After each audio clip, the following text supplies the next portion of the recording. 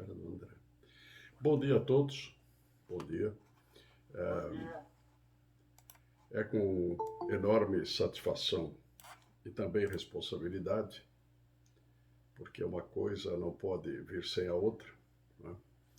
Que nós vamos começar a nossa quarta exposição a respeito de um curso que eu dei o título de Esoterismo para melhor entender a vida. Todos estão percebendo que a vida tem um lado que se apresenta e um lado que não se apresenta, né? Por isso que é esotérico. Os sentidos não captam todas as nossas percepções. Eles traduzem aquilo que está mais objetivo. Nós, portanto, percebemos pela visão, pela gustação, pelo olfato, pelo tato, pela audição, o que se apresenta. Agora, os nossos sentidos, eles vão além dos limites que a ciência diz, porque cada um é um. E, além disso, existem significados e percepções que não estão propriamente localizados nos nossos sentidos. Por isso que chama-se esoterismo, é o que está por dentro. Tudo é dual no mundo dos efeitos, tudo se apresenta duplamente. Por isso também é razoável entendermos que existe uma duplicidade, algo visível e algo invisível ou não perceptível. Então nós já detalhamos, dentro do possível, de uma maneira bastante superficial, os mundos que existem, a manifestação como se dá. Estes conhecimentos, eles vêm dentro de uma tradição antiquíssima. Vem desde a vetusta Índia, passa pelo Oriente e chega até nós. Então nós temos que agasalhar nas possibilidades de nossa percepção e do nosso entendimento alguns pontos que não são normais de serem expostos para os positivistas, para os homens de ciência, que só acreditam naquilo que realmente constatam. Vejam que hoje os aparelhamentos estão mais sensíveis, né? O efeito Kirlian foi notável, porque deu a perceber as colorações que existem nos dedos das mãos, e é a sensibilidade do filme. Agora, esta sensibilidade só é possível porque nós estamos avançando na nossa sensibilidade.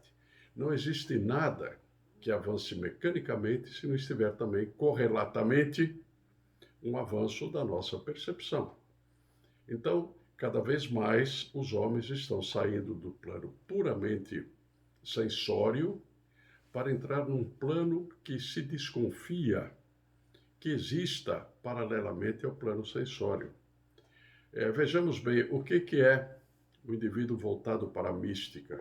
É aquele que vai admitindo esse processamento. Então ele enxerga fora dos sentidos e além dos sentidos. Então o que normalmente se chega nos sentidos a um limite, o sensitivo, que também vai agasalhando pontos de magia, porque a magia ingressa.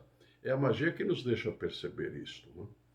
Agora, magia não é mágica, mágica é prestidigitação, ou seja, são truques, e magia é algo natural na vida. Então, existem 3 tipos básicos de magia: a magia natural, a magia teúrgica ou branca e a magia invertida, que é aquela que o indivíduo faz de acordo com a cupidez da sua natureza inferior. Então, se existe uma natureza inferior, vamos ver dentro do mapeamento dos nossos estudos, já podemos avançar um pouco. Vamos ver um slide. Ele é um pouco espalhafatoso, mas ele define bem o que eu quero explicar para vocês. Vejamos bem, eu lhes exibi o triângulo equilátero, ou seja, de 3 lados iguais, com vértice para cima, e o olho do eterno. Isto foi exibido. E depois, por uma concepção que fiz para facilitar o entendimento, não para dificultar, vejamos bem como é que nos comportamos. O gráfico não é para ficar preso ao gráfico, é para trazer o gráfico para si. Eu gosto de gráfico para explicar, mas eu gosto de gráfico para gravar. Vocês não têm que gravar em vocês esta ideia. Vocês têm que começar a permear e trabalhar esta ideia, né? Então, já que o número 7 rege toda a criação, né? Os 7 dias da semana, os 7 seres que criam o plano universal, as 7 notas musicais, as 7 cores do arco-íris, enfim, é um número que se repete muito. Nós vamos ver que também na nossa Constituição o número 7 rege o entendimento de como estamos estruturados. Eu, você e as pessoas todas, de um modo geral. Vão se perdendo algumas condições conforme as práticas, e vão se ganhando outras também conforme as práticas. Se eu pratico o entendimento superior, eu vou ganhando aberturas. Se eu fico calcado, estagnado, repetitivo nos sentimentos meramente objetivos, eu impeço esta abertura. Lembrem-se que eu lhes disse que a formatação mental é fundamental para a abertura desses entendimentos. Então, o que está formatado, nós temos que desformatar, mas em prol de um entendimento mais amplo, organizado. Tudo é organizado na natureza. Como dizia Einstein, Deus não joga dados, ele dá lances dentro das proporções possíveis das pessoas. O que são proporções? São possibilidades, não? Se você tem uma possibilidade de 10, exerce uma possibilidade de 3, você tem 7 de defasagem. Este retardo impede que você enxergue os outros planos, as outras circunstâncias, as outras aberturas da vida. Então vejamos esse esquema que é simples, mas eu queria muito que vocês começassem a conviver com essa ideia, né? Nós temos estruturalmente... está faltando ocultar alguma coisa aqui, Jonathan. Eu não estou enxergando direito. Vamos ver se eu consigo ocultar. Estou enxergando direito. Bom, não há necessidade. Nós vejamos bem, estruturalmente... Ver se eu consigo aqui mudar. Pronto. Estruturalmente eu tenho o físico, que é a parte densa. É aquilo que a medicina trabalha em cima, a medicina tradicional oficial, procurando consertar o físico. Raros são os profissionais médicos que se ocupam com o restante. Agora, você é um ser integrado. Você tem corpo, alma e espírito. Então, não adianta consertar o físico e melhorar o vital se você não trata do seu aspecto mental e emocional. E sem esse quaternário, físico, vital, emocional e mental, você não estrutura a tríade superior. Então, você só vai conseguir agasalhar e perceber e exercitar pontos espirituais se você cuidar da sua estrutura. A estrutura tem o físico, que é a parte densa, física, que se constata através de aparelhos, através de naturezas investigativas diretas, e tem o vital. Esta rede vital já é mais ou menos percebida. Os médicos tradicionais da medicina objetiva desconfiam que às vezes a pessoa tem um melhoramento, ela tem uma progressão que vem não se sabe de onde. Desconfie-se que seja do próprio físico, mas não é propriamente do físico. A rede vital nos cerca porque prana, que é a vitalização da criação, está em todos os cantos do universo. E este prana, chamada também de energia vital, é uma energia que vitaliza, porque está dizendo que é vital, ela anima o nosso físico. E ela costuma ingressar para o nosso acervo individual, porque somos vistos individualmente, temos um corpo, através dos chamados chakras ou centros de força, cujo número principal é de 7. Existem 7 chakras ou centros de força principais, existem outros menores. No geral, nós temos que cuidar dos principais, né?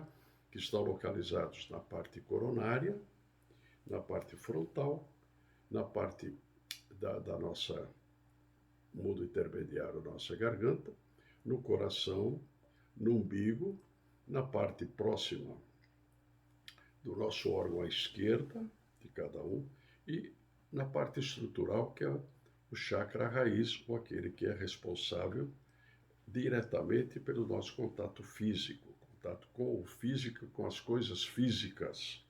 Então, o vital permeia e se desempenha através desta rede. Depois nós temos a alma, que está agregada ao corpo. O indivíduo está vivo, a alma está agregada ao corpo, né? Tem a parte das sensações, emoções, sentimentos, que nós chamamos de alma propriamente dita ou emocional. E tem a alma raciocinante, que é responsável pela nossa maneira de pensar. Todos nós encontramos diretrizes pensando e nos movimentando através do ânimo que vem pela parte emocional. Então, nós somos compelidos à nossa movimentação por este duo mental e emocional. Isso constitui propriamente a alma do homem. O importante, nós vamos dizer hoje algumas coisas a respeito de cada um dos veículos, mas vamos chegar aqui ao ápice, em que nós temos uma centelha divina, esta que se liga diretamente àquele fio que eles dizem que é o fio de Ariadne, que vai nos conectar com a nossa mônada que está no seio do Pai. Porque o Pai, quando se manifesta, ele tem uma série de proporções ou de limitações orgânicas e simplesmente vitais. São essas vitalizações que irão se transformar futuramente em novos deuses. De tal sorte que esse processo é infinito. Não adianta tentar encontrar na nossa cabeça onde está esse limite, porque não tem limite, né? Então isso nos dá infinitude e nos dá um tempo tão incomensurável que é a duração. Portanto, sendo uma duração também, eu não posso limitar. Fala-se em quatrilhões de anos, etc. Fala-se idades das yugas do Oriente, mas isso não importa. Importa que isto existe e se processa assim. Então, a centelha divina, que é o Atman da filosofia oriental. Nós temos a abstração, aqui à minha esquerda, que é a mente que vai fazer a ponte entre o processo do quaternário que está abaixo, físico, vital, emocional, mental. Então, a mente abstrata, que faz o processamento entre a intuição, que é Buddhi, ou seja, o processo em que eu sei o que sei, sei por que sei onde sei o momento que sei, mas também não tem explicação. Se eu não descer para a abstração, eu não consigo fazer captação mental disto. Então, nesse quadro que eu estou exibindo a vocês, nós temos em cima o espírito, que é ternário. Mas é ternário, mas é sutil. Não é bem 1, 2, 3, é 1, 2, 3 juntos. Porque eu lhes disse que o Logos é único e ele se tresdobra. Então, quando ele se manifesta como onisciência, onipotência e onipresença, que são os 3 atributos do espírito, ele está podendo tudo, ele está presente em tudo e ele sabe tudo. Então, este sabe tudo é a centelha espiritual que está em nós. Nós só podemos alcançar de sabermos mais porque essa centelha está em nós. Então, em função disto, eu vou pela minha pesquisa, pelo meu empenho, pelas minhas experimentações individuais. Eu não posso substituir as suas experimentações individuais. Não posso e não devo. Vocês precisam ter a experimentação. Eu posso apontar uma certa explicação sobre essas experimentações, né?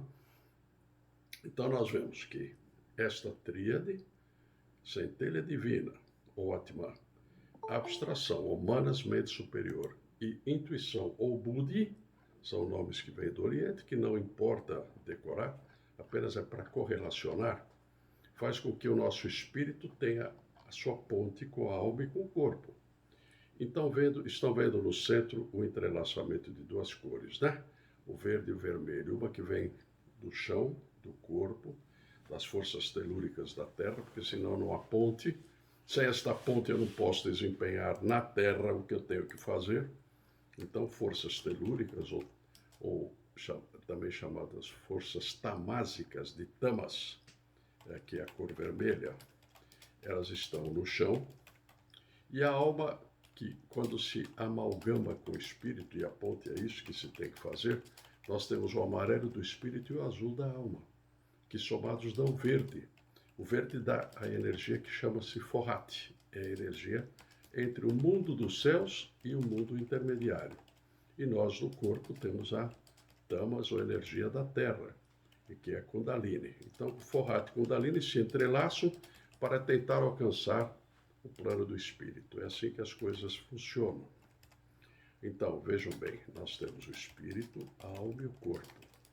Vamos começar a nos acostumarmos com esta ideia, porque é a descritiva, oculta ou esotérica da real constituição do ser humano. Por isso que pus em cima, constituição real do homem, segundo os princípios do esoterismo. Não são meus, são princípios que vêm ao longo dos séculos, né? Porque o esoterismo é muito antigo, desde que o homem indagou. Isso não parece ser bem assim, já nasceu a ideia esotérica. A ideia que complementa, embora não fisicamente, constatavelmente pelos sentidos comuns, completa a formação de um conceito maior. Sem conceito maior não se cresce. Se o homem fica só nos conceitos físico-vitais e desconfia que existe alguma coisa que chamam de alma, que não está no laboratório, quer dizer, ninguém separa a alma no laboratório. É impossível separar. Eu posso constatar fatores manifestativos da alma, mas a alma em si não. Então essa estrutura, esses 4 pontinhos, que chama-se a pedra cúbica da própria maçonaria, onde se trabalha os mundos superiores, onde se trabalha o supremo arquiteto do universo, ou o Gadu, o grande arquiteto do universo, são terminologias usadas no meio maçônico, eles vão se acoplar com o ternário superior. O homem, então, é 7. 4 mais 3. Mas esses 3 dependem de um despertar. Enquanto não despertar, você fica no jogo da alma. O jogo da alma, segundo apontou Gautama Buda, é onde se dá o aprisionamento da condição do crescimento. Então, o homem permanece homem enquanto ele está preso só ao plano mental raciocinante ou descritivo, que é o mental concreto, onde está escrito mental é isto, e a parte de efusão, ou de emoção, ou de sensações, ou de ele se projetar, não é? Então, enquanto ele está aí, o samsara é a roda que se repete. Ele renasce dentro das condições de suas tendências das vidas anteriores, unidas às tendências da pátria e da família onde ele vai se agregar. Ele tem o desafio de romper com isto e fazer com que as energias Forrat e Kundalini possam levá-lo, conduzi-lo ao plano espiritual. E aí que ele vai perceber a existência de alguma coisa maior. Quanto nós temos aí, Jonathan? 25. Pronto, temos já o grupo praticamente fechado. Então posso conversar com vocês. Vejamos. O físico, ele tem matizes particulares, né? Vou falar grosseiramente, porque depois eu volto a esse esquema. Esse esquema vai ser repetido várias vezes, para nós nos acostumarmos a entender, raciocinar e sentir na proporção disso que se apresenta. O físico tem a parte estrutural, onde são os ossos, os músculos, a própria circulação, tudo que é denso e que seja constatável fisicamente ou concretamente. E sua energia vital que se agrega ao processo. Muitas curas, muitos tratamentos se fazem consertando a energia vital antes que a moléstia que sai da alma se instale no físico. Toda moléstia nasce na alma humana. É no processamento mental e emocional. Toda doença. Eu não disse acidentes, etc. Eu disse doenças. É a maneira que pensamos e que nos emocionamos. Então, o vital é uma rede que, se consertada a tempo, através de alguns expedientes, como, por exemplo, a acupuntura, que é um expediente bastante utilizado hoje no próprio Ocidente, que nos veio pelos mapas do Oriente, especialmente da China, muitos do Japão, e por todos aqueles planos invisíveis que os próprios indianos trataram através dos Vedas, através dos Upanishads. Então nós temos todo o arsenal que está servindo de fundamento para que a rede vital possa receber os influxos dos planos que estão permeando a própria vida, captar e restaurar as desvitalizações. Eu estou desvitalizado porque a minha rede vital está alterada. Então eu preciso também de um trabalho mental e emocional para me ajudar nesse reprocessamento, né? Para ajudar. A homeopatia age muito nesse campo. A homeopatia funciona menos no físico, mais no vital e também no emocional e mental. E muitas vezes busca até, através de dinamizações elevadíssimas, trazer um influxo da própria centelha de vida que nos conecta com os planos superiores. Então são as dinamizações elevadas que vêm como inspiração. Mas quem capta é a alma e o plano vital. Então tudo isso é riquíssimo de se falar. Poder-se dar um curso de muitas aulas só sobre isto, mas essa não é a nossa finalidade. Nós estamos abrindo os horizontes para que depois outros estudos possam ser feitos, etc. E, finalmente, na centelha espiritual, quando eu começo a ter a intuição pura, eu estou me conectando ao espírito. Mas se eu não tiver uma abstração, ou seja, abstrair de trazer de onde se encontra para o acervo que eu estou vivendo aqui, não como sonho, mas como possibilidade de uma realidade maior ou superior. Então, quando a minha mente abstrai, a mente chamada assim superior, eu vou começando a ter alguns pontos intuitivos, né? Um dia me perguntaram como eu sei que é intuição e não simplesmente um instinto, etc. Bom, a intuição não se justifica, ela diz simplesmente o que é. E ela não procura te contentar e contentar ninguém. Ela aponta o caminho que se abre para que você possa ter a sua companhia do espírito para poder abrir os seus horizontes. Então é isso que acontece. E o Atman é o último reduto, é justamente a centelha divina, a centelha crística que nós chamamos, é o Atman. E sempre no centro o olho do Eterno, que está em todas as partes, que a tudo vê e que a tudo resolve, e que é justamente a nossa ligação última com o Criador. Então, este é um esquema, desculpe, ele é muito colorido, mas ele serve como ponto básico, ponto de partida para os nossos entendimentos. Então, vejamos, nós estamos com quantos minutos ontem, que eu não gosto de 20 minutos. 20 minutos. 20 minutos. Vamos fazer uma coisa, depois tem um assunto importantíssimo a falar com vocês. Então, hoje ficamos com físico, vital, emocional, mental. Isto somos nós, no dia a dia. Quando nos recolhemos, nós temos o processamento que nos dá a abstração da maneira de pensar, alguns vagidos intuitivos, né, de Budi, e podemos sentir o Atman como aquela centelha última que nos liga ao plano superior. Isto somos todos nós. Se eu ignoro tudo isto e não me dedico a pensar que possa ser assim, eu fico dentro de uma formatação puramente física. Tudo me emociona, eu penso reto, se não for reto eu não sei pensar. Então, o encadeamento de nossos pensamentos faz a mente do raciocínio, a mente raciocinante, a mente concreta, são várias terminologias, nós vamos com o tempo falando isso e vocês vão se habituando. Mas quando eu dedico o meu acervo estrutural a entender algo que está além e que poderá me conduzir, independente de que outros tentem me conduzir, eu penso na centelha divina, na abstração e na intuição, que são atributos espirituais, por isso que são ternários. Eles dizem que sempre que a manifestação é ternária, ela indica coisas do céu, e quando é quaternária, indica coisas da terra. São as terminologias clássicas. O quaternário, junto com o ternário, forma o setênio ou setenário, onde o homem tem que se basear para poder evoluir. Então veja, como nós vamos voltar isso várias vezes, fica hoje a ideia geral da constituição real do homem segundo os princípios do esoterismo, princípios esotéricos, centelha divina, abstração e intuição, Forrat Kundalini ligando a físico, vital, emocional e mental, que é o nosso quaternário, onde nós assentamos todo o nosso processamento da vida física orgânica.